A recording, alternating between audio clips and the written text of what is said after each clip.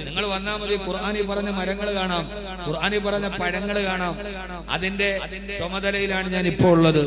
അതുകൊണ്ട് 10-18 വർഷം ഖുർആൻ പറഞ്ഞ ഒരു പ്രബോധകൻ എന്ന രീതിയിൽ കേരളത്തിൽ മുഴുവനും ഹാഫിളീങ്ങളാക്കണം, ഹിഫ്ളുൽ ഖുർആൻ സ്ഥാപിക്കണമെന്ന ഒരു ചിന്തയിൽ നിർണായക പങ്ക് വഹിച്ച ഒരു പ്രഭാഷകൻ എന്ന രീതിയിൽ അദ്ദേഹം ഒരു ഹിഫ്ളുൽ ഖുർആൻ തുടങ്ങാൻ തീരുമാനിച്ചാൽ ഇൻഷാ അല്ലാഹ് അതിലൂടെ ഈ നാട്ടിലെ നൂറുകണക്കിന് കുട്ടികൾ ഖുർആൻ ഹാഫിളീങ്ങളാകുമായിരുന്നു. അവർ ഈ നാടിന്റെ രാജകുമാരന്മാരാകുമായിരുന്നു. രാത്രി മുതൽ പകല് വരെ അള്ളാഹുവിന്റെ ഖുർആന്റെ പാരായണം കെട്ടി നാടിന്റെ മുഴുവനും പുൽക്കൊടികൾ രോമാഞ്ചമാകുമായിരുന്നു. നൂറുകണക്കിന് ഹാഫിളീങ്ങൾ ഈ നാട്ടിലുണ്ടാകുമായിരുന്നു. ആ ഒരു സ്വപ്നം അദ്ദേഹത്തിന്റെ ശ്രമം നടക്കാതെ പോയാൽ അതിന്റെ തീരാനട്ടം സമൂഹമേ നിങ്ങൾക്കും നിങ്ങളുടെ തലമുറകൾക്കുമാണ് എന്ന് ഞാൻ ഓർമ്മിപ്പിക്കുകയാണ്. അതുകൊണ്ട് സാലിയാജിയോട് എനിക്ക് പറയാനുള്ളത്, ആ തടസ്സം മാറാൻ പറ്റാത്ത തടസ്സം ഇല്ല. നിങ്ങൾ അങ്ങനെ ഒരു നിയത്ത് വെച്ചിട്ടുണ്ടെങ്കിൽ അൽഹംദുലില്ലാഹ് അത് നടപ്പാക്കണം. കാരണം ജീവിതത്തിൽ ഒരു മനുഷ്യന് ചെയ്യാൻ കഴിയുന്ന ഏറ്റവും വലിയ സന്തോഷമാണ് അവൻ ഖുർആന്റെ ഖാദിമാവുക, അവൻ ഖുർആന്റെ സേവനാവുക. അല്ലാഹു തൗഫീഖ് നൽകി അനുഗ്രഹിക്കട്ടെ. ഞാൻ ഈ ഓതുന്നത് മുഴുവനും ഖുർആനാണ്. ഒരു ഖുർആൻ മനഃപ്പാഠമാക്കിയ ഹാഫിൾ എന്ന രീതിയിൽ SSLC കഴിഞ്ഞിട്ടാണ് ഞാൻ ഹാഫിളാവാൻ പോകുന്നത്. 7 മാസം കൊണ്ട് ഖുർആൻ മുഴുവനും കാണാതെ പഠിച്ചു. സഹോദര കഴിയും. അള്ളാഹു നമ്മുടെ മക്കളെ ഹാഫിളീങ്ങളാക്കട്ടെ. അവിടെ അള്ളാഹു പറയാണ്, പിശാച് കടന്നു വന്നു. ആ കടന്നു വന്ന പിശാച് അള്ളാഹു പറഞ്ഞ പഴം കഴിക്കാതിരുന്ന ആദം ഹവ്വാ ദമ്പതികളോട് ആ പിശാച് വന്നിട്ട് പറഞ്ഞു, ഓ ആദമേ ഫഖുൽനായ ആദം ഹൽ അദുല്ലുക അലാ ഷജറത്തിൽ ഖുൽദി വമുൽകിൻ ലാ യബില. നിങ്ങൾക്കൊരിക്കലും ഐശ്വര്യം മാറിപ്പോകാത്ത എല്ലാ സൗഭാഗ്യങ്ങളും നിങ്ങൾക്ക് കിട്ടുന്ന ഒരു മാന്ത്രിക മരത്തിന്റെ പഴം നിങ്ങളോട് ഞാൻ പറഞ്ഞു തരട്ടെയോ? പിശാച് അങ്ങനെയാണ് പറഞ്ഞത്. ആ മരം, അല്ലാഹു പഴം കഴിക്കരുതെന്ന് പറഞ്ഞ മരം മാന്ത്രിക മരമാണ്. ഷജറത്തുൽ ഖുൽദ് മാന്ത്രിക മരമാണ്. അതിൽ നിന്ന് നിങ്ങൾക്ക് ഞാൻ അത് കടിച്ചാൽ പിന്നെ നിങ്ങൾ മലക്കായി പോവും. അല്ലാഹുവിനെ നിങ്ങളെ സ്വർഗ്ഗത്തിൽ നിന്ന് പുറത്താക്കാൻ കഴിയില്ല. അതുകൊണ്ടാണ് അല്ലാഹു ഇത് കടിക്കരുതെന്ന് പറഞ്ഞത്. ആ പിശാച് ദുർബോധനം നൽകി. ഞാൻ പറഞ്ഞ നിങ്ങൾ കേൾക്കുന്നുണ്ടോ? വത്തക്ക വിവാദമാണ് ഞാൻ പറയണത്. അതിന്റെ തുടക്കം ഞാൻ ഖുർആനിൽ നിന്ന് തോണ്ടിയെടുക്കാൻ. ആദ്യം വന്നത് പിശാചാണ്. ഞാൻ ചുമ്മാ അങ്ങനെ വായിട്ടലക്കാനല്ല. ഇതൊക്കെ എവിടെ നിന്നാണ് ഈ വത്തക്കയും മത്തക്കയൊക്കെ ഉണ്ടായെന്ന് ചോദിച്ചാൽ അതിനെ അടിവേര് തോണ്ടി വരികയാണ്. ആദ്യമായിട്ട് ഈ വിവാദമുണ്ടാക്കിയത് പിശാചാൻ. ആദ്യമായി വിവാദമുണ്ടാക്കിയത് പിശാചാൻ. മര്യാദക്ക് ജീവിച്ചിരുന്ന ആദം ഹവ്വാ ദമ്പതികളുടെ ഇടയിലോട്ട് കടന്നു വന്ന പിശാച് അവരോട് പറഞ്ഞ, ആദമേ ആ പരത്തിൽ നിന്ന് പഴം കടിക്കരുതെന്ന് അല്ലാഹു പറഞ്ഞത് എന്തെന്നറിയോ? നിങ്ങളുടെ സൗഭാഗ്യം നഷ്ടപ്പെട്ടത് പോകും എന്നതുകൊണ്ടാണ്. ഇന്നും പിശാചിന്റെ ആധുനിക രൂപങ്ങൾ പറയുന്നത് അതാണ്. മുസ്ലിം പെണ്ണെ, മാറിടം തുറക്ക്, തലമറക്കാതിരിക്ക്, ലെഗിൻസ് ധരിക്ക്. നിനക്ക് കിട്ടാൻ പോകുന്ന വലിയ സ്വാതന്ത്ര്യത്തിന്റെ കൂച്ചുവലങ്ങൾ ഈ മതപുരോഹിതന്മാരുടെ മതവൃത്താന്തങ്ങളുടെ ചങ്ങലക്കെട്ടുകൾ പൊട്ടിച്ചിട്ട് വെളിയിലേക്ക് വാ എന്ന് പിശാചുക്കൾ ഒരിക്കൽ കൂടി വിളിച്ചു പറയുമ്പോ ആദ്യമായി വിവാദമുണ്ടാക്കിയത് പിശാചാൻ. മര്യാദക്ക് ജീവിച്ചിരുന്ന, സ്വാതന്ത്ര്യത്തോടെ ജീവിച്ചിരുന്ന, സന്തോഷത്തോടെ ജീവിച്ചിരുന്ന, അനുഗ്രഹത്തോടെ ജീവിച്ചിരുന്ന ഒരു ആണിന്റെയും പെണ്ണിന്റെയും ഇടയിൽ പിശാച് കടന്നു വന്നിട്ട് പറഞ്ഞു, അല്ലാഹു ഈ പഴം കഴിക്കരുതെന്ന് പറഞ്ഞത് ഇല്ലാ അൻ തകൂനാ മലക്കൈനി ഔ തകൂനാ മിനൽ ഖാലിദീൻ. സൂറത്തുൽ അഅറാഫ്. ഈ പഴം കഴിച്ചാൽ പിന്നെ നിങ്ങൾ സ്വർഗ്ഗത്തിൽ നിന്ന് പുറത്താക്കാൻ അല്ലാഹുക്ക് പോലും പറ്റൂല, അല്ലെങ്കിൽ നിങ്ങൾ മലക്കുകളായി പോകും. എന്റെ സഹോദരിമാരെ നന്നായിട്ട് കേൾക്കണം. അതുകൊണ്ടാണ് കഴിക്കരുതെന്ന് പറഞ്ഞപ്പോ പിശാച് അവരോട് പറഞ്ഞു, ആദമേ ആ പഴം കടിക്ക്, ഹവ്വാ ആ പഴം കടിക്ക്. പിശാച് പ്രേരണ ചെലുത്തി, കൊടുക്ക് കേസ്, കൊടുക്ക് മയറ് എന്ന് പറഞ്ഞ് പ്രേരണ ചെലുത്തുന്നത് പോലെ പിശാച് പ്രേരണ ചെലുത്താൻ തുടങ്ങി. മുസ്ലിം പെണ്ണിനെ തുള്ളിക്കാനുള്ള പിശാചിന്റെ ഏറ്റവും വലിയ തന്ത്രം അതാദ്യം വന്നത് ഭൂമിയിലായിരുന്നില്ല, സ്വർഗ്ഗത്തിലായിരുന്നു. ആദം നബി അലൈഹിസ്സലാത്തു വസ്സലാമും ഹവ്വാ ബീവി റളിയല്ലാഹു തആല അൻഹയും പിശാചിന്റെ ഈ വലിയ വാഗ്ദാനം കേട്ട്, പൊടിപ്പും തൊങ്ങലുമുള്ള വർത്താനം കേട്ട് അവര് രണ്ടുപേരും വിലക്ക പഴം കഴിച്ചു. പടച്ചോനെ, നിങ്ങൾ എന്ത് മനുഷ്യന്മാരാ അല്ലാഹുവേ! നമ്മള് വാപ്പ ചെവിയിൽ വെച്ച് ചോദിക്കുന്ന കാലം വരെ പറയണ സംഭവം ഇതാണ് ഖുർആൻ. നന്നായിട്ട് മനസ്സിലാക്കിക്കൊള്ളുക. അല്ലാഹുവിന്റെ ഖുർആൻ പറയാൻ ആദം നബിയും ഹവ്വാ ബീവി റളിയല്ലാഹു തആല അൻഹുമാ അവര് രണ്ടുപേരും വിലക്കപ്പെട്ട കനി വെട്ടിച്ചപ്പോ ബദത് ലഹുമാ സൗആതുഹുമാ അവര് രണ്ടുപേരുടെയും ശരീരത്തിൽ ധരിച്ചിരിക്കുന്ന വസ്ത്രം ഊരിമാറിയിട്ട് അവര് രണ്ടുപേരും പരിപൂർണ നഗ്നരായി മാറി. ഇത് അഹമ്മദ് കബീർ വെറുതെ പറയുന്ന കഥയല്ല, ഇത് ആധികാരികതയില്ലാത്ത ചരിത്രമല്ല. അല്ലാഹുവിന്റെ ഖുർആൻ പറയുകയാണ് അവര് രണ്ടുപേരും ആ പഴം കഴിച്ചപ്പോ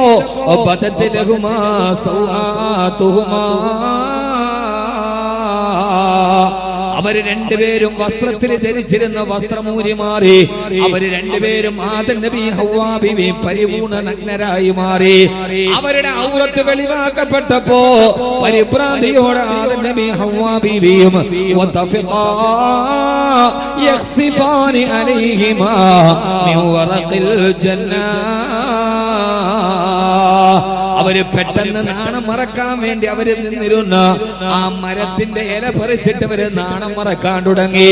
എന്റെ പ്രിയപ്പെട്ട സഹോദരങ്ങളെ, സഹോദരിമാരെ, ആധുനിക ലോകത്തിന്റെ വസ്ത്രധാരണത്തിന്റെ വിവാദത്തിന്റെ നടുവിൽ എന്റെ പ്രിയപ്പെട്ട സഹോദരങ്ങളോട് സഹോദരിമാരോട് ഓർമ്മിപ്പിക്കാനുള്ളത്, ഇബ്ലീസ് ആദ്യമായി ലോകത്തും മനുഷ്യകുലത്തോട് ചെയ്ത അപരാധം, മാനവരാശിയോട് പിശാച് ചെയ്ത ഏറ്റവും വലിയ അപരാധം അവനെ സ്വർഗ്ഗത്തിൽ നിന്ന് പുറത്താക്കൽ മാത്രമല്ല, മനുഷ്യന്റെ നഗ്നത വെളിവാക്കി അവന്റെ വസ്ത്രത്തിൽ പരിപൂർണ നഗ്നത വെളിവാക്കുക എന്ന ആദ്യത്തെ തന്ത്രം മനുഷ്യകുലത്തോട് പ്രയോഗിച്ചത് പിശാചാണ്. ആദ്യമായി പ്രയോഗിച്ചത് പിശാചാണ്. ഇബ്ലീസിന്റെ തന്ത്രമായിരുന്നു മാന്യമായി നാണം മറച്ച്, മാന്യമായി ഔറത്ത് മറച്ച്, മാന്യമായ വേഷവിധാനം നടത്തി സ്വർഗത്തിൽ സമാധാനത്തോടെ ജീവിച്ചിരുന്ന മനുഷ്യകുലത്തെ ആദ്യമായി വിവസ്ത്രരാക്കി അവരുടെ ഔറത്തിനെ വെളിവാക്കി അവരുടെ മാറു തുറന്നു കാണിച്ച് മാറു തുറക്കലെ സമരം ഉണ്ടാക്കിയത് ആദ്യമായി ലോകത്ത് നടത്തിയത് പിശാചായിരുന്നുവല്ലോ.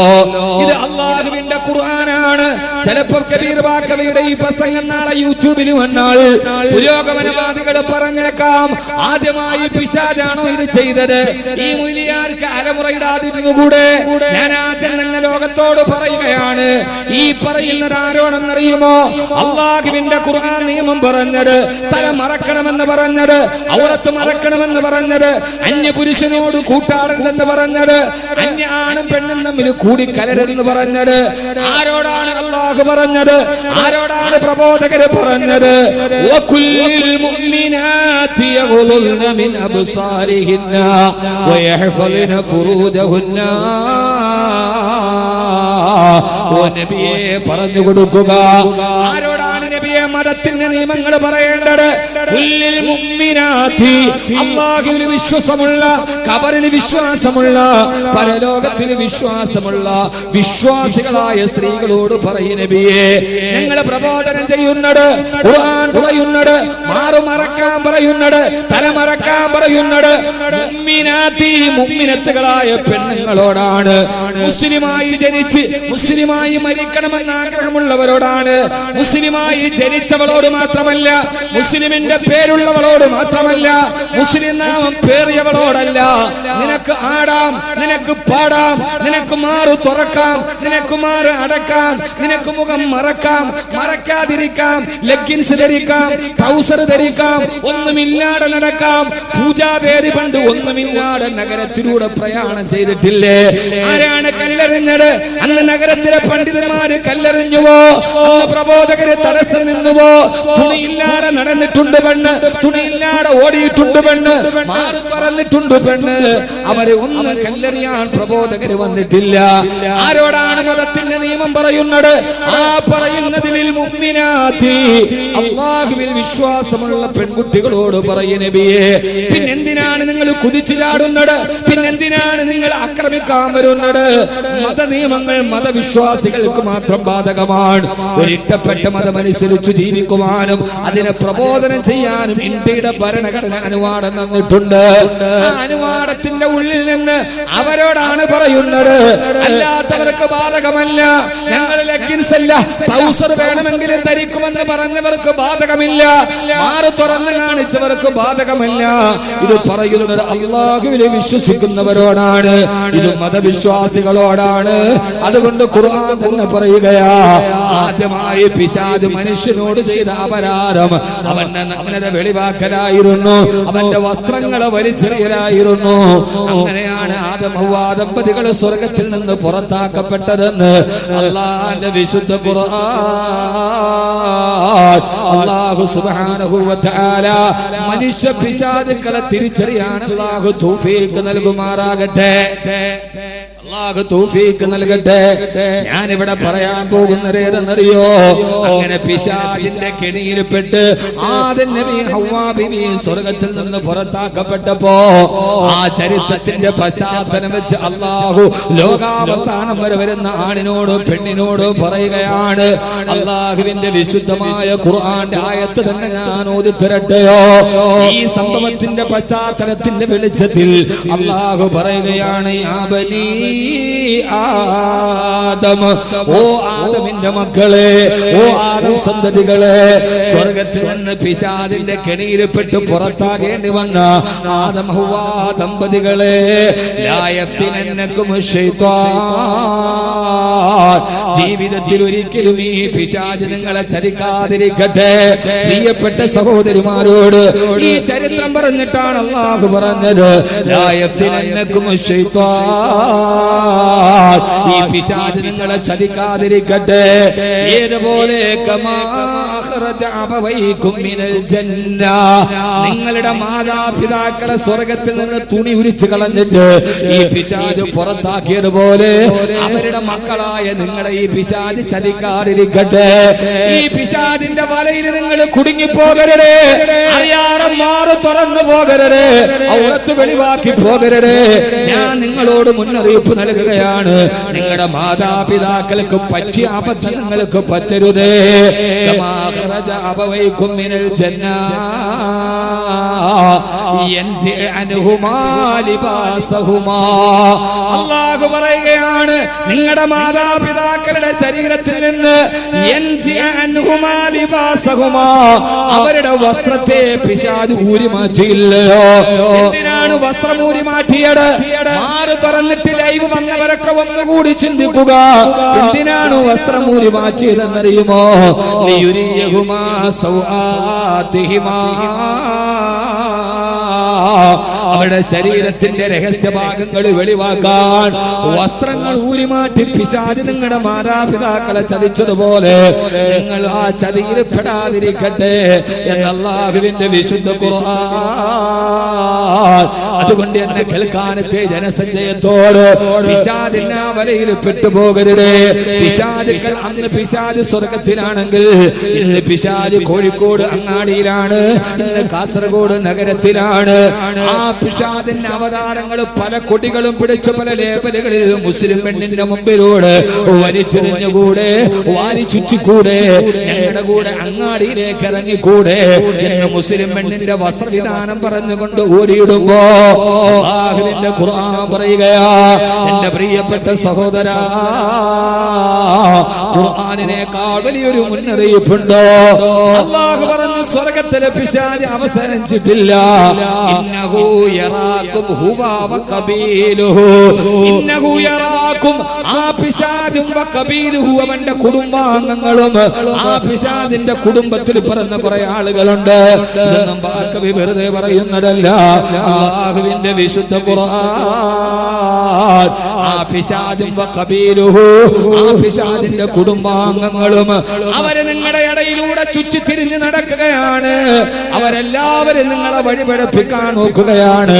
ആ സമയത്തൊക്കെ നിങ്ങൾ അതിൽ നിന്ന് മാറി നിന്ന് അല്ലാഹുവിന്റെ വിശുദ്ധമായ ദീനിന്റെ മാനദണ്ഡങ്ങളിലൂടെ നീ നടന്നു പോകണേ എന്ന് അല്ലാഹുവിന്റെ വിശുദ്ധ ഖുർആൻ. അതുകൊണ്ട് എന്റെ പ്രിയപ്പെട്ട സഹോദരങ്ങളോട് സഹോദരിമാരോട് വസ്ത്രം എങ്ങനെ ധരിക്കണം, എന്താണ് ധരിക്കേണ്ടത് എന്നത് ഓരോ പൗരന്റെയും അവകാശമാണ്. അവൻ ഇഷ്ടമുള്ള വസ്ത്രം ധരിക്കാം, ഇഷ്ടമുള്ളത് അവൻ അണിഞ്ഞു നടക്കാം, അവൻ വസ്ത്രമില്ലാതെ നടന്നു പോകാം. തടയാൻ ആർക്കും അനുവാദമില്ല. കാരണം ഇതൊരു ഭരണഘടന അവകാശം വെച്ചു കൊടുത്ത, അംഗീകരിച്ചു കൊടുത്ത അവന്റെ അവകാശങ്ങളാണ്. ആ അവകാശങ്ങളിലേക്ക് നമ്മൾ കടന്നു വരുന്നില്ല. പക്ഷേ എന്റെ പ്രിയപ്പെട്ട സഹോദരങ്ങളെ, ഈ നന്മയുടെ വഴികളെ കൈവിടാതിരിക്കുക. അല്ലാഹു സുബ്ഹാനഹു വ തആല തൗഫീഖ് നൽകി അനുഗ്രഹിക്കുമാറാകട്ടെ. അല്ലാഹു തൗഫീഖ് നൽകി അനുഗ്രഹിക്കുമാറാകട്ടെ. ഖുർആൻ പറയാണ്, ഇന്നഹു ആപിശാജു ഫഖബീലുഹു, അവന്റെ കുടുംബാംഗങ്ങളും. അതൊക്കെ ആരാന്റെ പേര് നിങ്ങൾ വായിച്ചെടുത്തോണം. ഈ പേര് പറഞ്ഞിട്ട് അടുത്ത കേസ് എന്റെ മേലെ വരണ്ട. ഇത് ഖുർആനാണ്. ഖുർആനിനേക്കാൾ വലിയൊരു മുന്നറിയിപ്പ് ലോകത്ത് അല്ലാഹു നൽകിയിട്ടില്ല. നമ്മളോട് പറയാൻ, കടലുണ്ട് ബേക്കല്, ബീച്ചിൽ പോകുമ്പോ ബോർഡ് കാണും, ആഴമേറിയ ഭാഗമാണ്, ഇറങ്ങരുത് എന്നൊരു ബോർഡ് കണ്ടാൽ നമ്മളവിടെ കാണൂലേ. ഇപ്പോ കാഞ്ഞങ്ങാട് ഈ ബൈപ്പാസ് അങ്ങോട്ടാ പോവാ, കാഞ്ഞങ്ങാട് കാസർഗോഡ് ബൈപ്പാസില് ചില സ്ഥലത്ത് ബോർഡ് കാണാം, 6 മാസത്തിന് ഇവിടെ പൊലിഞ്ഞത് 20 പേർ. എന്താണ് ആ ബോർഡ്? നിങ്ങളുടെ മുമ്പേ വന്ന ആളുകൾ ഇവിടെ പെടഞ്ഞു മരിച്ചിട്ടുണ്ട്, അതുകൊണ്ട് വരുന്ന നിന്റെ സ്പീഡ് കുറയ്ക്കില്ലെങ്കിൽ നീയും പോയി കുഴിയിൽ വീടും. അല്ലാഹു ഖുർആനിൽ ഒരു ബോർഡ് വെക്കാണ് സൂറത്തുൽ അഅറാഫിൽ, യാ ബനി ആദം, ആദമിന്റെ മക്കളെ, നിങ്ങളുടെ വാപ്പയും ഉമ്മയും തുണി ഉരിഞ്ഞിട്ട് പിശാച് സ്വർഗ്ഗത്തിൽ നിന്ന് വെളിയിലാക്കിയിട്ടുണ്ട്.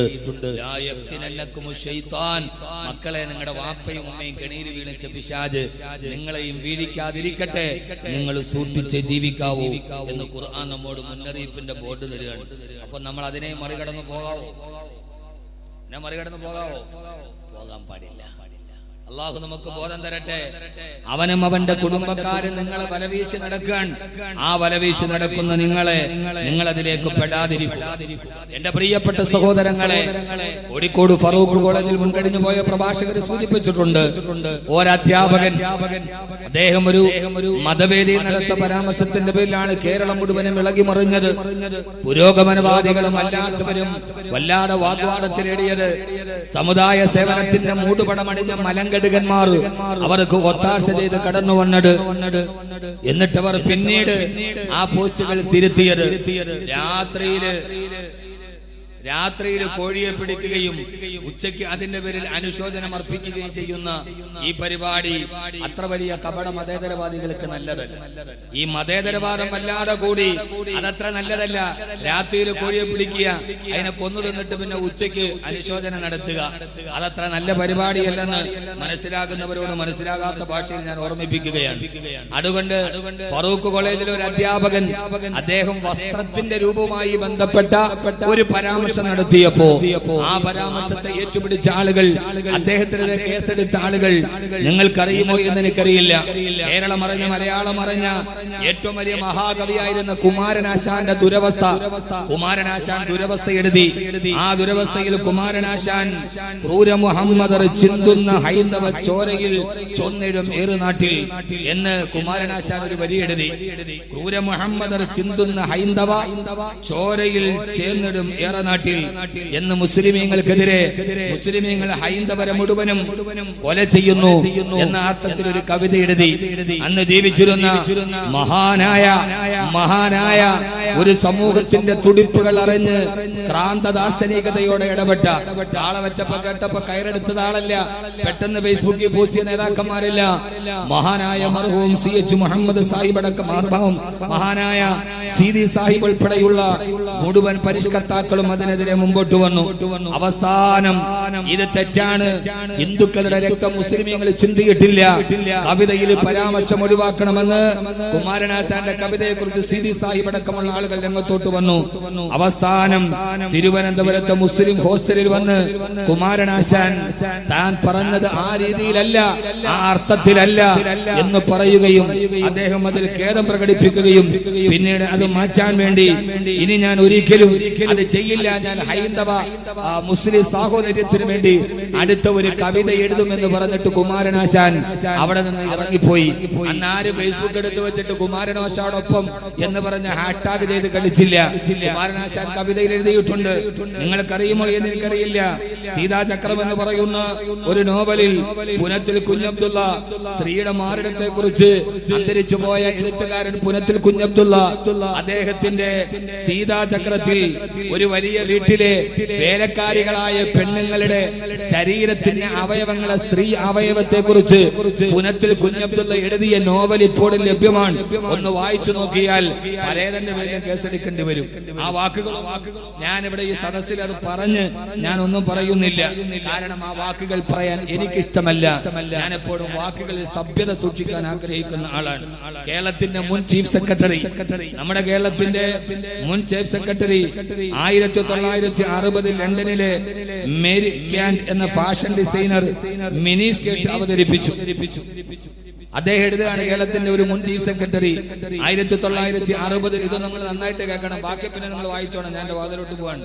1960 ലണ്ടനിലെ മേരി ക്വാൻഡ് എന്ന ഫാഷൻ ഡിസൈനർ മിനി സ്കേർട്ട് അവതരിപ്പിച്ചു. നീളം കുറഞ്ഞ ഒരു മിനി സ്കേർട്ട് പെണ്ണുങ്ങൾ ഇടുന്ന. ഇപ്പോൾ മിനിക്ക് പ്രായഭേദമില്ല. മിനി സ്കേർട്ട് ഇപ്പൊ പ്രായഭേദമില്ലാതെ എല്ലാവരും ധരിക്കുന്നുണ്ട്. എനിക്കൊരു വാക്യം എഴുതിയല്ല, കേരളത്തിന്റെ മുൻ ചീഫ് സെക്രട്ടറി എഴുതിയതാണ്. പിഞ്ചു ബാലികമാർ മുതൽ സിന്ധി പശുക്കളെ വെല്ലുന്ന രീതിയിൽ കൊഴുത്തു തടിച്ച ഉപ്പുമാങ്ങ ഭരണികൾ വരെ ഈ മിനിയുടെ ആരാധകരാണ്. മിനി സ്കേർട്ട് ധരിക്കുന്നവരെ കുറിച്ച് കേരളത്തിന്റെ മുൻ കോട്ടും സൂട്ടുമിട്ട ചീഫ് സെക്രട്ടറി ഈ തൊപ്പിയും നാടിയും വെച്ച മുരിയാരല്ല, അവരെല്ലാം നിങ്ങൾക്ക് കൊത്താൻ വലിയ എളുപ്പം.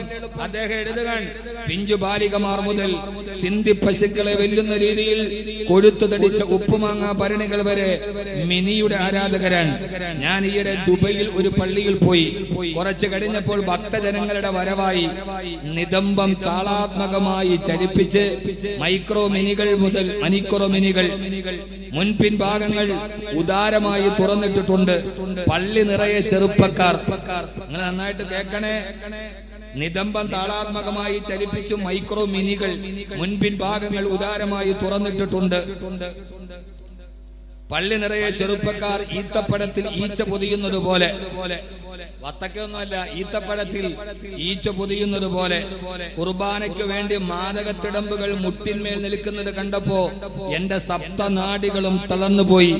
കുർബാനയ്ക്ക് വേണ്ടി മാദകത്തിടമ്പുകൾ മുട്ടിന്മേൽ നിൽക്കുന്നത് കണ്ടപ്പോൾ എന്റെ സപ്തനാഡികളും തളർന്നുപോയി. ബന്ധനത്തിൽ നിന്നും മോചനം നേടാൻ വെമ്പുന്ന കുജകുംഭങ്ങളിലോ കുർബാനയപ്പം വിതരണം ചെയ്യുന്ന അച്ഛന്റെ കരങ്ങളിലോ എവിടെയാണ് ശ്രദ്ധിക്കേണ്ടത് എന്ന് എനിക്ക് കഴിഞ്ഞില്ല. മോചനം നേടാൻ വെമ്പുന്ന കുജകുംഭങ്ങളിലോ കുർബാനയുടെ അപ്പം വിതരണം ചെയ്യുന്ന അച്ഛന്റെ കരങ്ങളിലോ എവിടെയാണ് ശ്രദ്ധിക്കേണ്ടത് എന്ന് എനിക്ക് അറിയില്ല. ദുബൈയിലെ ഊദാമേത്തോ മെട്രോ സ്റ്റേഷന് സമീപമുള്ള ക്രിസ്ത്യൻ ചർച്ചുകളിൽ കുർബാനയ്ക്ക് വന്ന വിശ്വാസികളുടെ മാറിടങ്ങളെ വർണ്ണിച്ചുകൊണ്ട് കേരളത്തിന്റെ മുൻ ചീഫ് സെക്രട്ടറി എഴുതിയ ഒരു ലേഖനത്തിന്റെ വരികളാണ് ഞാൻ വായിച്ചത്. ഇനി ഇതിനെക്കുറിച്ച് നിങ്ങൾക്ക് ധാരാളമായി വായിക്കണമെന്നുണ്ടെങ്കിൽ മലയാളത്തിന്റെ സുഹൃതം സുപ്രഭാതത്തിൽ ഇന്ന് ബഹുമാന്യനായ സുന്ദരമായ ചുരിക ചലിപ്പിച്ച ബഹുമാന്യനായ എഴുത്തുകാരൻ മിഥിലാജ് റഹ്മാനി ഇന്ന് സുപ്രഭാതത്തിൽ ഇതിനെക്കുറിച്ച് വളരെ വിശദമായി എഴുതിയിട്ടുണ്ട്. നിങ്ങളത് കൃത്യമായി വായിച്ചു നോക്കണം. ആർക്കെതിരെയാണ് കേസെടുക്കേണ്ടത്? ഈ കേരളത്തിന്റെ മുൻ ചീഫ് സെക്രട്ടറി എഴുതിയ ഈ പെണ്ണിന്റെ മാറിടത്തെ വർണ്ണിച്ച ഈ വാക്കുകൾക്കെതിരെ കേസുകൾ നിലനിൽക്കുന്നുണ്ടോ? അതൊരു പ്രസംഗമല്ല, അത് അക്ഷരമായി ആളുകൾ ഇപ്പോഴും വായിച്ചു കൊണ്ടിരിക്കുകയാണ്. മലയാളത്തിന്റെ നോവലിസ്റ്റുകൾ പെണ്ണിന്റെ സ്ഥലങ്ങളെ കുറിച്ച് വർണ്ണിച്ച് എഴുതിയിട്ടുണ്ട്. ആവിഷ്കാര സ്വാതന്ത്ര്യത്തിന്റെ പേരിൽ കേസുകളില്ല, ഫ്ലാഷ് മോബുകൾ നടത്താൻ ആളുകളില്ല, ടാഗ് ചെയ്യാൻ ആളുകളില്ല, പിന്തുണ പ്രഖ്യാപിക്കാൻ കപട മതേതരവാദികളുമില്ല. ഞാൻ പറഞ്ഞത് എന്റെ പ്രിയപ്പെട്ട സഹോദരങ്ങളോട് ആ വിവാദത്തിലേക്ക് ഞാൻ ഇനി ഒന്നുകൂടി പറയുന്നില്ല.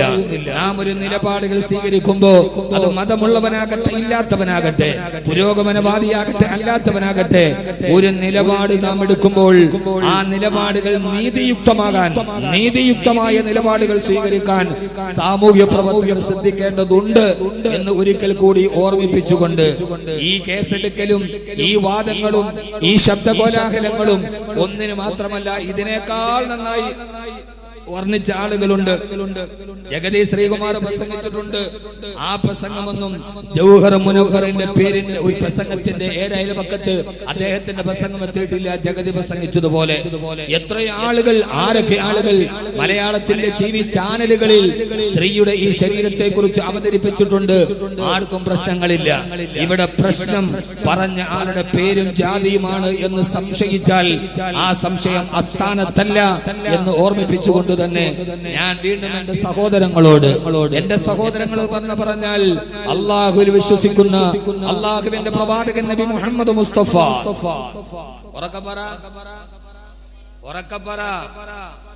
ആദരവായ പ്രവാചകൻ നബി മുഹമ്മദ് മുസ്തഫ സല്ലല്ലാഹു അലൈഹി വസല്ലമയുടെ ആദർശങ്ങളിൽ വിശ്വസിക്കുന്ന ഒരു സമൂഹത്തോടാണ് നമ്മൾ പ്രതിനിധാനം ചെയ്യുന്നത്. ലാ യഫ്തിനന്നകും ശൈത്വാൻ, ആ പിശാച് നിങ്ങളുടെ മാതാപിതാക്കളെ ചതിച്ചതുപോലെ ഒരിക്കലും നിങ്ങൾ ചതിയിൽ വീടരുത്. അലം അഹദ് ഇലൈക്കും യാ ബനി ആദമ അല്ലാ തഅബുദു ശൈത്വാൻ ഇന്നഹു ലക്കും അദുവ്വുൻ മുബീൻ. ഈ പിശാച് നിങ്ങളുടെ ആദന്മ ശത്രുക്കളാണെന്ന് നിങ്ങളോട് ഞാൻ പറഞ്ഞിട്ടുണ്ട്. അതുകൊണ്ട് നിങ്ങളെ പിഴവിലേക്ക് കൊണ്ടുപോകുന്ന, നിങ്ങളെ ജീവിതത്തിന്റെ പരാജയത്തിലോട്ട് കൂട്ടിക്കൊണ്ടുപോകുന്ന പിശാചിനോട് ഒത്തുചേർന്ന് നിന്നിട്ട് നിങ്ങൾ ആരും ഈ വേഷവിധാനം നടത്തരുത് എന്ന് അല്ലാഹുവിന്റെ വിശുദ്ധ ഖുർആൻ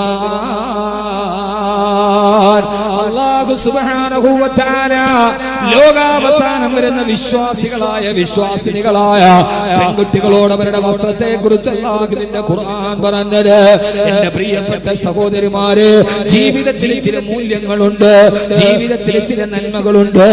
ആ ജീവിതത്തിന്റെ നന്മകളുടെ ഭാഗങ്ങളിലൂടെ കടന്നു പോവുക. അല്ലാഹുവിന്റെ ഖുർആനിന് സ്ത്രീയോട് പറയാനുള്ളതെന്നാണ് അവരുടെ വസ്ത്രവുമായി ബന്ധപ്പെട്ട് വകുല്ലിൽ മുഅ്മിനാതി യഗ്ളുന മിൻ അബ്സാരിഹിന്ന വയഹ്ഫദന ഫുറൂജഹുന്ന. അല്ലാഹുവിൽ വിശ്വാസമുള്ള, പരലോകത്തെ പേടിയുള്ള സ്ത്രീകളോട് അല്ലാഹുവിന്റെ ഖുർആൻ പറയാണ്, നബിയേ, സത്യവിശ്വാസിനികളായ പെൺകുട്ടികളോട് പറഞ്ഞു കൊടുക്ക് നബിയേ, യഗ്ളുന മിൻ അബ്സാരിഹിന്ന, അവരുടെ കണ്ണുകളെ സൂക്ഷിക്കാൻ പറയും നബിയേ. ആ കണ്ണുകളിലൂടെ അരുതാത്തത് കാണരുത്, അരുതാത്തതിലേക്ക് നോക്കരുത്, അരുതാവിയുടെ ചിന്തകൾ കടന്നു വരരുത്. അതുകൊണ്ട് പരമാവധി കണ്ണുകൊണ്ട് കാണുന്നതെല്ലാം നന്മയായിരിക്കുക. എന്റെ പ്രിയപ്പെട്ട ചെറുപ്പക്കാരോട് കൂടിയാണ് ഞാൻ ഈ പറയുന്നത്. ഇതൊന്നും പെണ്ണിന് മാത്രം ബാധകമാകുന്നതല്ല. നിങ്ങളുടെ കണ്ണുകൊണ്ട് അശ്ലീലമായ സിനിമകൾ കാണരുത്, അശ്ലീലമായ ചിത്രങ്ങൾ കാണരുത്, അശ്ലീലമായ കാഴ്ചകൾ കാണരുത്, അശ്ലീലം നിങ്ങൾ കാണിച്ചു കൊടുക്കരുത്. അങ്ങനെ കണ്ടാൽ പിശാച് നിങ്ങളുടെ ഹൃദയത്തിന്റെ ഉള്ളിലോട്ട് കടന്നു കയറും. ആ പിശാച് നിങ്ങളെ തെറ്റിലേക്ക് വലിച്ചു കൊണ്ടുപോകും എന്ന് അല്ലാഹുവിന്റെ വിശുദ്ധ ഖുർആൻ അല്ലാഹുവിന്റെ പ്രവാചകൻ നബി മുഹമ്മദ് മുസ്തഫ സല്ലല്ലാഹു അലൈഹി വസല്ലം പറഞ്ഞല്ലോ, ശരീരത്തിന്റെ ഗുഹ്യാവസ്ഥാനത്തിന് മാത്രമല്ല വ്യഭിചാരമുള്ളത്, കണ്ണിനും വ്യഭിചാരമുണ്ട് കേട്ടോ. ഏതാണ് നബിയെ കണ്ണിന്റെ വ്യഭിചാരം എന്ന് ചോദിച്ചപ്പോ അത് അശ്ലീലമായ കാര്യങ്ങളിലേക്ക് നിങ്ങളുടെ കണ്ണുകൊണ്ട് നോക്കലാണ്. ഏത് അശ്ലീലതയാണോ കണ്ണ് കാണുന്നത്, ആ കണ്ണ് കാണുന്ന കാഴ്ച കണ്ണ് ഹൃദയത്തിന് കൈമാറി കൊടുക്കും. ആ ഹൃദയം നിങ്ങളെ തെറ്റിലേക്ക് പ്രേരിപ്പിക്കുമെന്ന് ലോകൈക ഗുരു നബി മുഹമ്മദ് മുസ്തഫ സല്ലല്ലാഹു അലൈഹി വസല്ലമ. അതുകൊണ്ട് ആദ്യമായി ചെയ്യേണ്ടത് നിങ്ങളുടെ കണ്ണുകളെ നിങ്ങൾ സൂക്ഷിക്കണേ. രണ്ടാമത്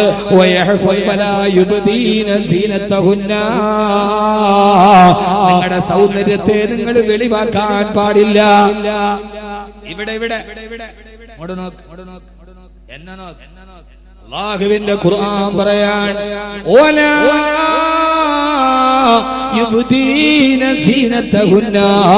നിങ്ങളുടെ സൗന്ദര്യത്തെ നിങ്ങൾ മറ്റൊരാളുടെ മുമ്പിൽ തുറന്നു കാണിക്കാൻ പാടില്ല. പെണ്ണിന്റെ സൗന്ദര്യം അനുവദനീയമായിടത്ത് മാത്രം ആസ്വദിക്കാനുള്ളതാണ്, പെണ്ണ് എല്ലാവർക്കും ആസ്വദിക്കാനുള്ളതല്ല. അല്ലാഹുവിന്റെ ഖുർആൻ പറയാണ്, പെണ്ണേ, നിന്റെ സൗന്ദര്യം വേണ്ടെടുത്തേ വെളിവാക്കാവൂ, എല്ലാവരെയും തുറന്നു കാണിക്കരുത്. ഈ പെണ്ണ് പുരുഷനെ ആസ്വദിക്കാനുള്ളതല്ല, പെണ്ണിന്റെ സൗന്ദര്യം കൊത്തിപ്പറിക്കാനുള്ളതല്ല, പെണ്ണ് പരസ്യ പരകയിലെ പ്രതിനിധാന വസ്തുവല്ല, പെണ്ണ് ജൂവല്ലറിയുടെ പരസ്യത്തിന് വേണ്ട ഉപഭോഗ കമ്പോളത്തിന്റെ വരുമാന മാർഗമല്ല. പെണ്ണെ നീ ആരെന്നറിയുമോ? നിന്റെ ശരീരമെന്ന് പറയുന്നത് പുരുഷനെ ആകർഷിക്കാനുള്ള കച്ചവട ചരക്കല്ല, അത് തീപ്പെട്ടിയുടെ മുകളിൽ പരസ്യമല്ല, പെണ്ണ് പരസ്യ പലകയിലെ ചൂഷണ വസ്തുവല്ല. ഖുർആൻ നിശിതമായി പറഞ്ഞത് ഇല്ല ഇല്ല. പെണ്ണെന്ന് പറഞ്ഞാൽ ആരെന്നറിയുമോ? നന്നായി സൂക്ഷിച്ചു പൊതിഞ്ഞു വെക്കേണ്ട പുരുഷ, നിന്റെ കരവലയത്തിൽ നീ സംരക്ഷണ വലയം ഒരുക്കേണ്ട. അല്ലാഹു നിനക്ക് നൽകിയ ഏറ്റവും വലിയ സൗഭാഗ്യമാണ് പെണ്ണ്. വലാ യുബദീന സീനതഹുന്ന, നിന്റെ സൗന്ദര്യത്തെ വെളിവാക്കി കാണിക്കരുത്. ഏതെങ്കിലും ഒരു വിഷയമുണ്ടാകുമ്പോ ലൈവ് ചെയ്തിട്ട് തുറക്കാനുള്ളതല്ല നിന്നെ മാറിടം, തുറക്കാനുള്ളതല്ല നിന്റെ സൗന്ദര്യം. നിന്റെ സൗന്ദര്യം ദൈവം നിനക്ക് തന്ന അനുഗ്രഹമാണ്. അത് അനുഗ്രഹമായി കണ്ട് വലിയ ഗൗരവത്തോടെ സൂക്ഷിക്കേണ്ടതാണ് എന്ന് അല്ലാഹുവിന്റെ വിശുദ്ധ ഖുർആൻ. ഞാൻ പറഞ്ഞത് മനസ്സിലാവണില്ലേ? സമയമില്ലാത്തതുകൊണ്ടാണ് ഞാൻ പെട്ടെന്ന് പറഞ്ഞു പോണത്. വലാ യുബ്ദീന സീനതഹുന്ന, നിന്റെ സൗന്ദര്യം എന്തെങ്കിലും ഒരു വിഷയം ഉണ്ടായി ഉടനെ ഓൺ ചെയ്തിട്ട് തുറന്ന് കത്തയ്ക്ക വെച്ച് മറച്ച് അതിനുള്ളതല്ല. പെണ്ണെ, നിന്റെ സൗന്ദര്യം അത് ലോകത്തിന്റെ താളമാണ്, അത് പ്രപഞ്ചത്തിന്റെ രാഗമാണ്. അള്ളാഹു നിനക്ക് തന്ന ഏറ്റവും വലിയ അനുഗ്രഹമാണ് പെണ്ണിന്റെ സൗന്ദര്യം. ആണിന്റെ സൗന്ദര്യമല്ല, ആണിന് അത്ര വലിയ സൗന്ദര്യമൊന്നുമില്ല. പെണ്ണിന്റെ സൗന്ദര്യം ഈ പ്രപഞ്ചത്തിന്റെ നിലനിൽപ്പാണ്. അതുകൊണ്ട് പെണ്ണെ, നീ ലോകത്തിന്റെ ആധാരശിലയാണ്. മൂടി വെച്ചിട്ട് ഭർത്താവിന് മാത്രം കൊടുക്കണമെന്നല്ല പറഞ്ഞത്. ആ മൂടി വെക്കേണ്ടത് ഈ പ്രപഞ്ചത്തിന്റെ നിലനിൽപ്പിന്റെ ആഗ്രഹമാണ്. അള്ളാഹു തൗഫീഖ് നൽകട്ടെ. ആമീൻ പറയും മനുഷ്യന്മാരെ. അള്ളാഹു തൗഫീഖ് നൽകട്ടെ. എന്തുകൊണ്ടാണ് പെണ്ണിനോട് ഇസ്ലാം ഇതെല്ലാം മൂടി വെക്കാൻ പറഞ്ഞത്? എന്താണെന്ന് അറിയോ? എന്താ പറഞ്ഞത്? എന്നും പറഞ്ഞ തന്നെ പറഞ്ഞാൽ പോരല്ലോ. ഈ പെണ്ണിനോട് ഇതെല്ലാം മറച്ചു വെക്കാൻ പറയാൻ കാരണം എന്താ അറിയില്ല? ഇതാണ് ഇഫ്ളോളയുടെ തുടങ്ങുന്നത്. ഇതൊക്കെ ഖുർആൻ വ്യക്തമായി പറഞ്ഞിട്ട് ഞാൻ പറഞ്ഞുതരട്ടെ? പറഞ്ഞുതരണോ? വേണ്ടേ? നിങ്ങൾ ഇങ്ങനെ കാണിച്ച ഉറക്കം വന്ന് തൂങ്ങിയിട്ട് ആടുന്നതാണോ നേരെ പറഞ്ഞാൽ ഞാൻ എങ്ങനെ അറിയാം? വേണോ എന്നുള്ളവരൊക്കെ ഒന്ന് കൈ പൊക്കിക്കാൻ നോക്കട്ടെ. രണ്ട് കൈ പൊക്ക് മനുഷ്യന്മാരെ, ഉള്ള കൈയൊക്കെ പൊക്ക്. ഉറക്കമൊക്കെ ഒന്ന് പോട്ട്, ഒന്നൊന്ന് ഉഷാറാവൻ. അള്ളാഹു സ്വീകരിക്കും.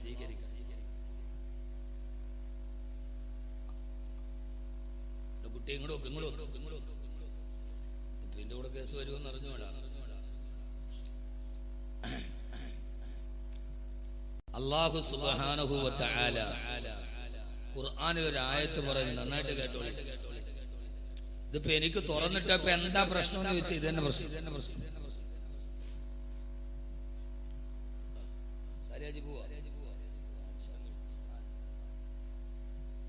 അല്ലാഹു നല്ല ദീർഘായുസ്സ് കൊടുക്കട്ടെ.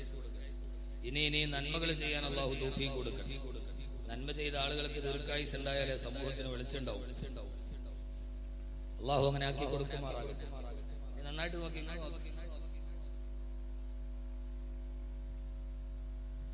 അല്ലാഹു സുബ്ഹാനഹു വ തആല വിവാഹത്തെ കുറിച്ച് പറഞ്ഞപ്പോൾ ആ സമയത്ത് അല്ലാഹു പറഞ്ഞത് വമിൻ ആയാതിഹി അൻ ഖലഖ ലക്കും മിൻ അൻഫുസികും അസ്വാജ.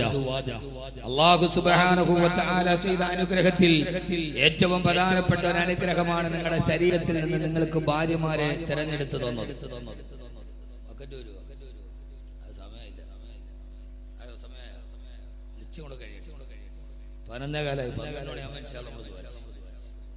എന്റെ ഇടയിൽ പറയണ്ട വളരെ പ്രധാനപ്പെട്ട ഒന്ന് രണ്ട് വിഷയങ്ങൾ. അല്ലാഹു വിവാഹത്തെ കുറിച്ച് പറഞ്ഞത്, അല്ലാഹു പറഞ്ഞത് എന്താ? അല്ലാഹുവിന്റെ വലിയൊരു ദൃഷ്ടാന്തമാണ്. ആകാശം പോലെ ഭൂമി പോലെ അല്ലാഹുവിന്റെ വലിയൊരു ദൃഷ്ടാന്തമാണ്. അന ഖലഖ ലക്കും മിൻ അൻഫുസികും അസ്വാജാ. നിങ്ങളുടെ ശരീരത്തിൽ നിന്ന് തന്നെ നിങ്ങളുടെ ഇണകളെ അല്ലാഹു തിരഞ്ഞെടുത്ത് തന്നത്. ആ ഇണകളെ കല്യാണം കഴിക്കുന്നത് നിങ്ങൾക്ക് ഓർമ്മയില്ലേ? എവിടെയോ കിടന്നൊരു പെണ്ണിനെ ഒരു നിക്കാഹിന്റെ പദം പറഞ്ഞ് വീട്ടിലേക്ക് കൂട്ടിക്കൊണ്ടുവന്ന് അതേപോലെ അന്യരായി കിടന്ന ആണും പെണ്ണും കിടപ്പറയിലോട്ട് കയറുകയാണ്. അല്ലാഹു പറയുകയാണ്, നിങ്ങൾക്കൊരു ഭാര്യയെ തിരഞ്ഞെടുത്ത് തന്നെന്ന് മാത്രമല്ല, ആണിന്റെയും പെണ്ണിന്റെയും ഇടയിൽ വജഅല ബൈനകും മവദ്ദത്തൻ വറഹ്മ, അവരുടെ ഇടയിൽ ആരും അറിയാത്തൊരു ബന്ധത്തെ ഞാൻ നൽകിയിട്ടുണ്ട്. ആണിന്റെയും പെണ്ണിന്റെയും ഇടയിൽ ഞാനൊരു കാന്തിക ബന്ധം പോലെ, കാന്തം പിടിച്ചു വലിക്കുന്നത് പോലെ ആണും പെണ്ണും തമ്മിലൊരു ബന്ധമുണ്ട്.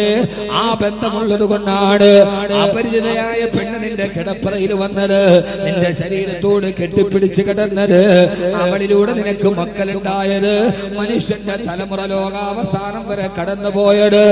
പെണ്ണെ അല്ലാഹു പറയാണ്, ഏത് പെണ്ണും ആണും തമ്മിൽ അവരുടെ ഇടയിൽ അവരറിയാത്തൊരു പരസ്പര ബന്ധമുണ്ട്. ആണും പെണ്ണും തമ്മിൽ ഈ വികാരപരമായ ബന്ധമില്ലെങ്കിൽ അവരുടെ ഇടയിൽ സ്ത്രീ പുരുഷ സംയോഗം സാധ്യമല്ല. അതിലൂടെ മനുഷ്യന്റെ തലമുറ ലോകത്ത് നിലനിൽക്കുകയില്ല. ഈ പെണ്ണും ആണും അടച്ചു വെച്ച് നടക്കുമ്പോ അവരുടെ ഇടയിൽ ഒരു വലിയ ബന്ധമുണ്ട്. ആ ബന്ധത്തിന്റെ ചരടിനെ നിങ്ങൾ മുറിച്ചു കളയരുത്. ആണിനും പെണ്ണും തമ്മിൽ എപ്പോഴും ഒരു എന്തായാലും പറയാ ഒരു വല്ലാത്തൊരു വികാര ബന്ധമുണ്ട്. അതുകൊണ്ടാണ് പെണ്ണിനെ കണ്ട് അറിയാതെ നോക്കി പോണത്. പെണ്ണിനെ നോക്കല് ഹറാമല്ല, ആണോ? അന്യ പെണ്ണിനെ നോക്കല് ഹറാമാണോ? അന്യ പെണ്ണിനെ കാണല് ഹറാമാണോ? ഇവരെന്ത് മനുഷ്യന്മാരെ. അന്യ പെണ്ണിനെ കാണല് ഹറാമില്ല. പിള്ളേർക്ക് സന്തോഷമായി. ഈ മൊയ്ലിയാരാണ് ഇതൊക്കെ ഈ ഷാഫി വാക്കുകൾ പറയാത്ത കുട്ടിയെ, അന്യ പെണ്ണിനെ കാണല് ഹറാമില്ല, നോക്കലാണ് ഹറാം. കാണല് ഹറാമായ പിന്നെ നമ്മളൊക്കെ നരകത്തിലല്ല. കാണുന്നത് നോക്കുന്നത് തമ്മിൽ വ്യത്യാസമുണ്ട്. കാണുക എന്ന് പറഞ്ഞാൽ ഞാനിപ്പോ ഇവിടെ നിൽക്കുക, അതിലൂടെ ഒരു പെണ്ണ് പോയി, ഞാൻ അപ്പുറത്തോട് കൂടെ വരിക, വരുന്ന വഴിയിൽ ഏതായാലും ഈ പെണ്ണിനെ ഞാൻ കാണൂലേ? ഇല്ലേ? കാണും. അപ്പൊ പിന്നെ അത് ഹറാമായ പിന്നെ നമ്മളെല്ലാം നരകത്തിലല്ലേ? അവിചാരിതമായി നമ്മളൊരാണും പെണ്ണും നടന്നു പോകുമ്പോ ആണും പെണ്ണും തമ്മിൽ കാണും. കാണല് ഹറാമല്ല. ഇങ്ങനെ നടന്നു പോണ വഴിക്ക് അവിചാരിതമായിട്ടൊന്ന് കണ്ടിട്ട് ഉറന്നു പോയി, പിന്നെ രണ്ടാമത് നോക്കലാണ് ഹറാം. രണ്ടാമതൊന്നുകൂടി അവളുടെ ശരീരത്തിലോട് വികാരത്തോടെ കാമത്തോടെ അവളിലേക്ക് രണ്ടാമത് നോക്കലാണ് ഹറാം. നിങ്ങൾ ഇസ്ലാമിനെ പരിചയപ്പെട്ടു, നോക്കലല്ല, കാണൽ ഹറാമല്ല. അറിയാതെ കണ്ടുപോകും മനുഷ്യനാണ്. അവന്റെ കണ്ണിലൂടെ ഒരു മിന്നായം പോലെ നടന്നു പോകുന്നതല്ല.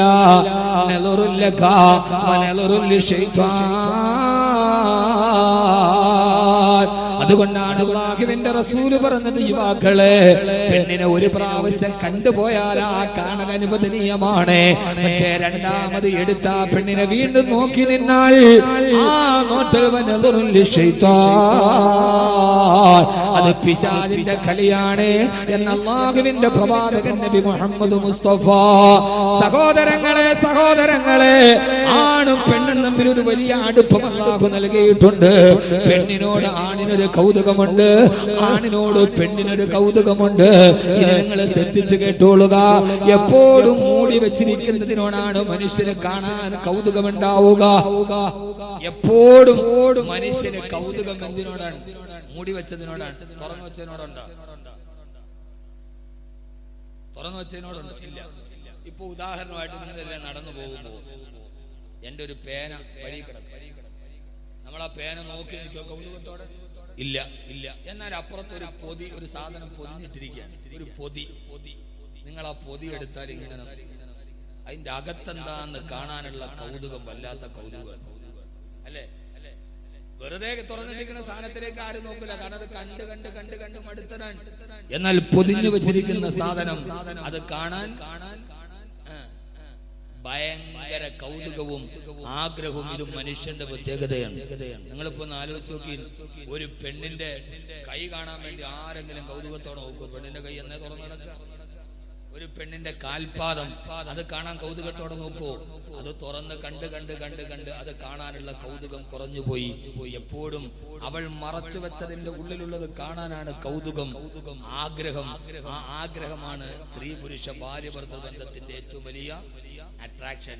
ഇതിങ്ങനെ തുറന്നിടാൻ തുടങ്ങിയാൽ കണ്ട് കണ്ട് കണ്ട് കണ്ട് കണ്ട് ഏതൊരു സാധനവും ആദ്യമായി കാണുമ്പോൾ ഒരു കൗതുകം ഉണ്ടാവും. അത് കണ്ട് കണ്ട് കഴിയുമ്പോൾ അതിനോടുള്ള കൗതുകവും ആഗ്രഹവും കുറയും. അങ്ങനെ എല്ലാം തുറന്നിട്ട് പരിപൂർണ നഗ്നരായി നടക്കാൻ ആണും പെണ്ണും തീരുമാനിച്ചാൽ പിന്നെ ആണും പെണ്ണും തമ്മിലുള്ള ശാരീരിക ബന്ധത്തിന്റെ വൈകാരികത നഷ്ടപ്പെട്ടു പോകും. അത് മനുഷ്യ കുലത്തിന്റെ ആവിർഭാവത്തിന് തന്നെ തടസ്സമാകും. അതുകൊണ്ട് ആണും പെണ്ണും തമ്മിലുള്ള ആഗ്രഹം നിലനിൽക്കാനാണ് അള്ളാഹുവിന്റെ ഖുർആൻ പറഞ്ഞത്, നീ മൂടിവെക്ക്. നീ ഇനിയിപ്പോ എനിക്ക് ഇതിൽ കൂടുതലൊന്നും പറയാൻ പറ്റില്ല. ഒന്നാമത് എന്ത് പറഞ്ഞാലും പ്രശ്നമാണ്. എന്റെ പൊന്നു ഹബീബന്മാരെ, നിങ്ങൾ എന്നെ വായി പൊളിച്ച് നോക്കിയാൽ എന്താ?